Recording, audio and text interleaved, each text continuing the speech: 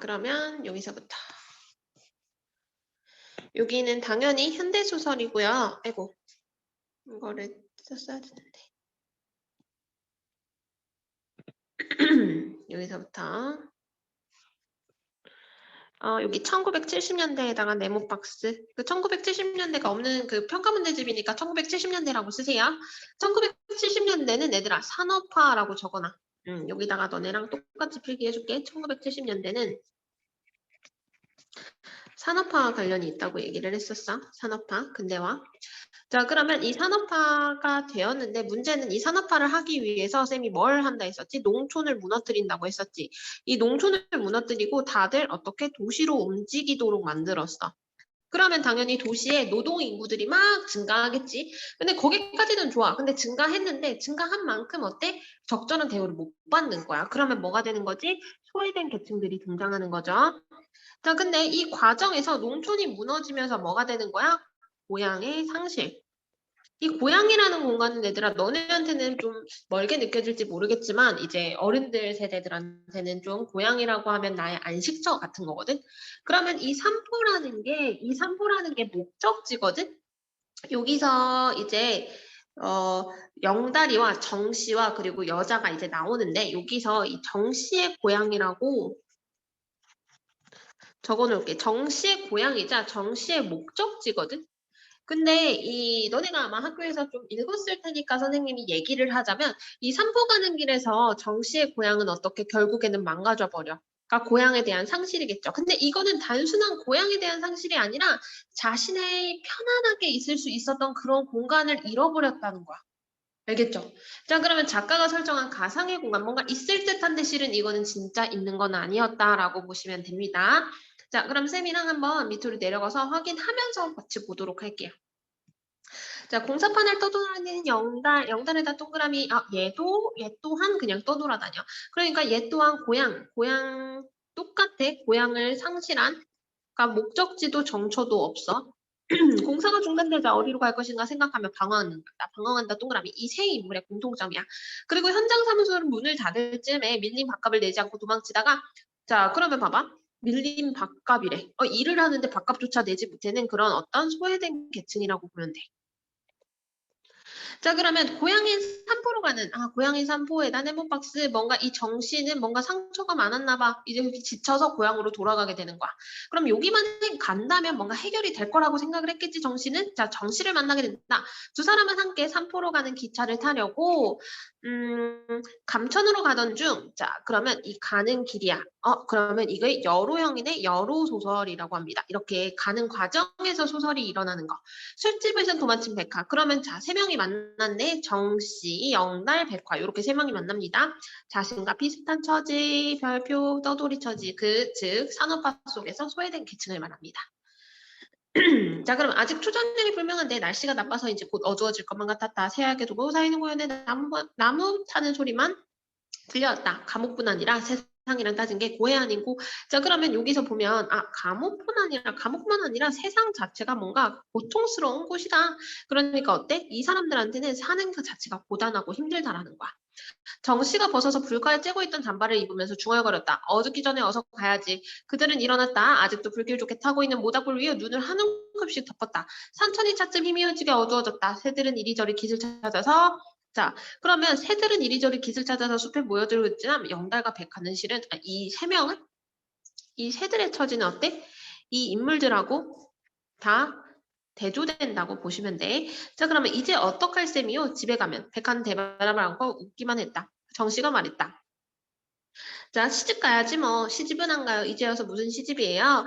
자, 집에 농사나 거들지요. 동생이 많아요. 백화의 처지가 여기서 나오네. 백화의 처지라고 필기. 백화의 처지라고 필기. 자, 여기까지 됐으면 뒷장으로 넘어갈게. 따라오고 있어요, 얘들아? 네. 오케이, 땡큐 대답해줘서. 자, 그러면 상황이 어두워지자 그들이 얘기를 그쳤다. 어디에나 눈이 덮여 있어. 자, 요거 별표 치고 밑줄 치게. 어디에나 눈이 덮여 있어서 길을 잘 분간할 수 없었다. 에다 밑줄. 자, 여기서 제일 중요한 건 이 길이라는 게 진짜 사전적 의미의 길이라고 받아들이면 안 되겠죠. 뭔가 인생 자체를 말하는 거야. 그러면 이 눈이라는 거는 어떤 거야? 이 인생이 막혀 있다. 그러니까 뭐야? 얘네들이 갈 곳이 없다라는 이 얘네들의 인생 자체를 말하는 거야.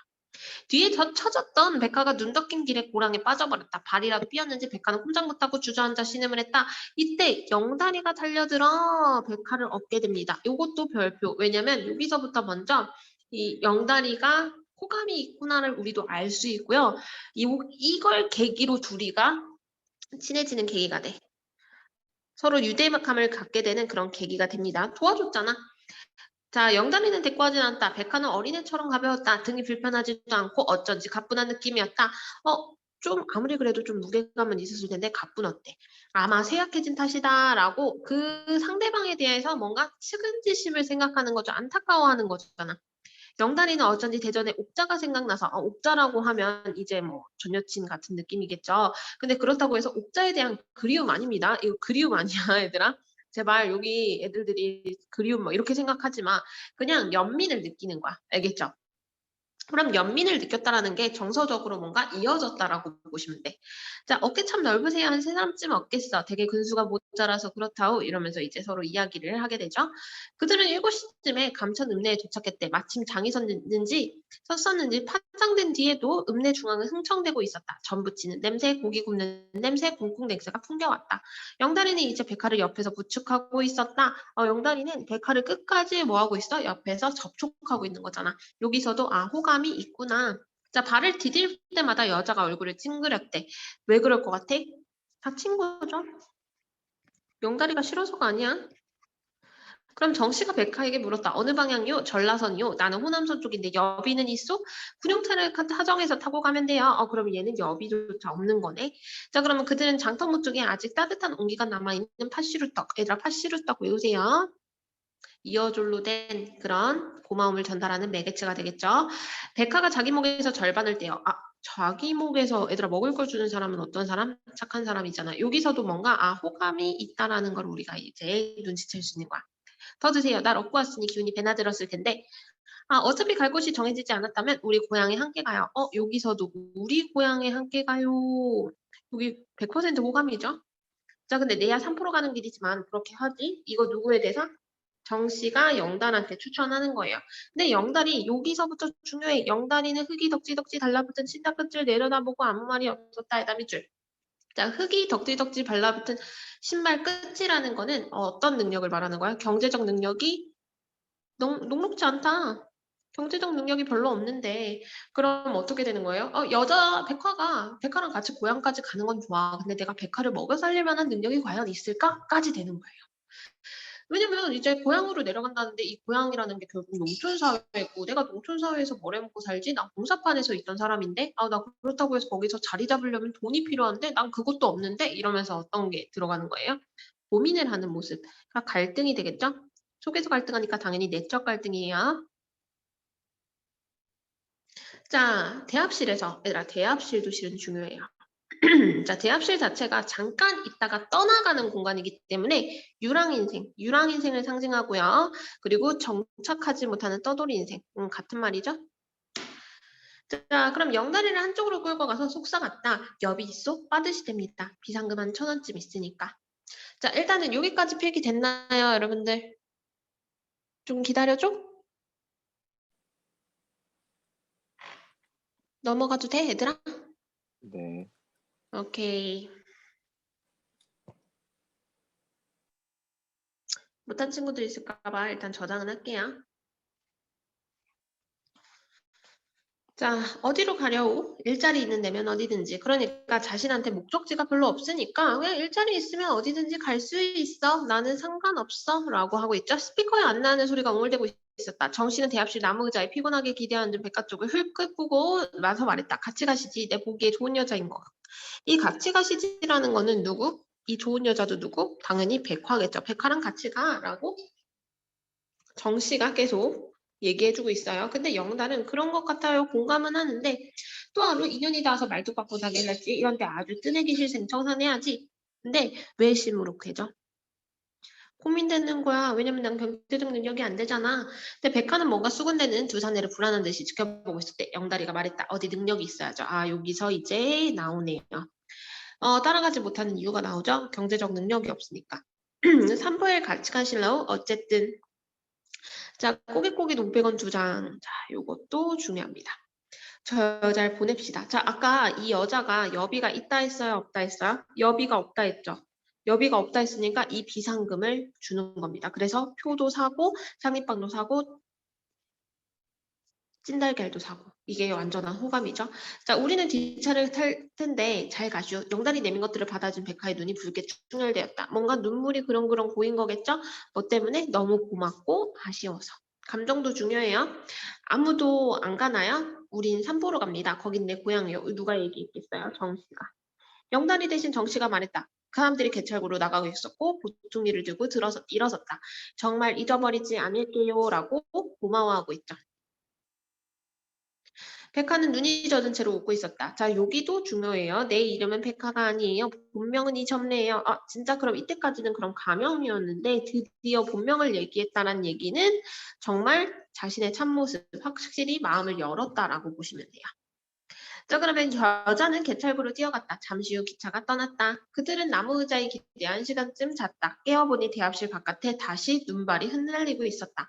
자, 그럼 봐봐. 여기서 보니까 다시 우리가 이제 기차를 타고 떠나야 되는데 이 길 자체도 다시 눈발이 흩날리고 있네. 이거는 뭘? 고난과 시련 그 자체를 상징한다라고 보시면 됩니다. 여기까지 됐나요? 필기했나요? 넘어갈게요.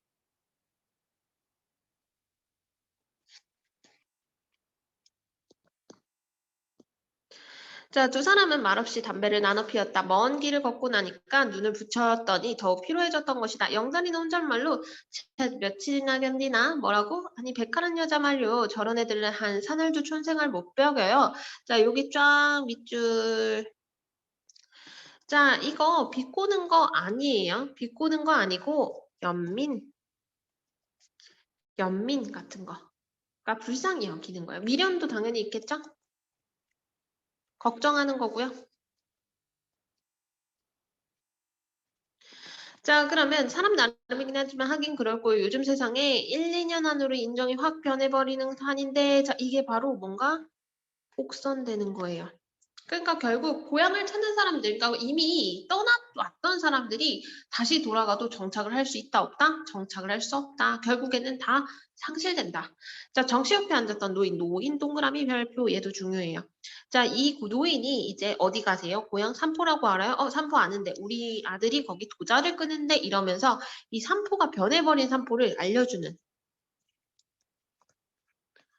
이 변해버린 삼포를 알려주는 인물이에요.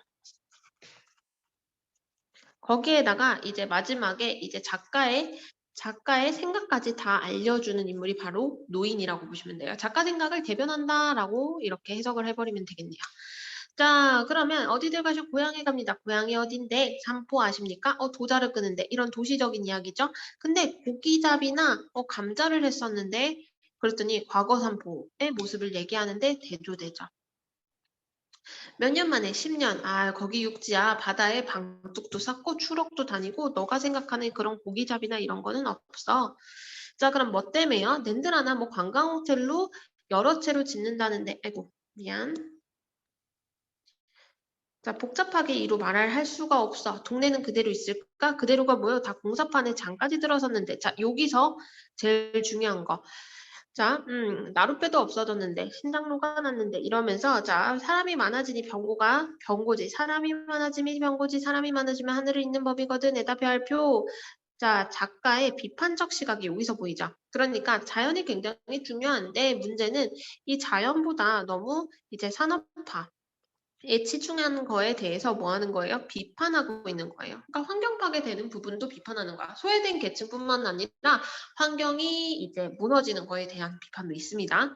작정하고 벼르다가 찾아가는 고향이었으나 정 씨에겐 풍문마저, 그러니까 이 소문마저도 낯설었다. 그러니까 낯설었다는 얘기는 받아들였다, 못 받아들였다, 받아들이지 못하는 거야. 받아들이지 못하겠다. 자, 근데 이 영다리는 이 정 씨와 좀 반대됩니다. 이 정씨는 충격을 받았다면 영다리는 신나가지고 공사장이라니 잘됐다. 우리 일할 자리 있으니까 됐네. 이렇게 생각을 합니다. 왜? 영다리는 이미 잃어버렸기 때문에 이 정씨의 감정에 대해서 더 이상 공감할 수 없어요. 자, 그럼 봐봐. 잘됐군. 잘됐군. 우리 거기 공사판 일이나 잡읍시다 라고 얘기를 해. 얘는 일자리 그냥 고향을 이미 잃어버렸으니까 그냥 단순한 일자리를 위한 공간이구나 라고 하고 그냥 끝나는 거야. 그러면 그때 기차가 도착해. 그는 마음의 정처를 잃어버렸던 때문이다. 발걸음을 잃어버렸다. 마음의 정처. 그러니까 고향 상실. 이미 내가 생각하는 삼포는 지금의 삼포와는 전혀 다른 곳이니까.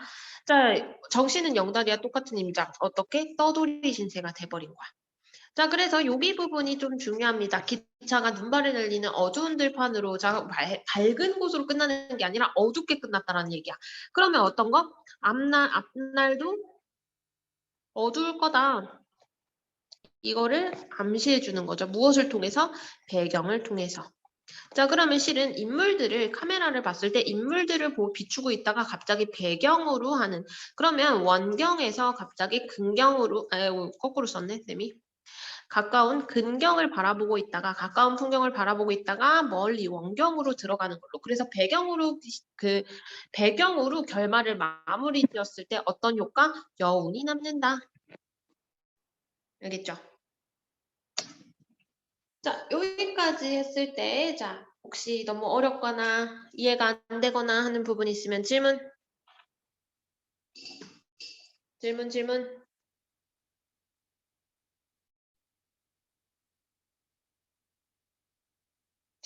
여러분들? 질문 없으면 잠깐 쌤이 역으로 질문할게요. 질문하고 통과한 사람들만 보내주도록 할게요.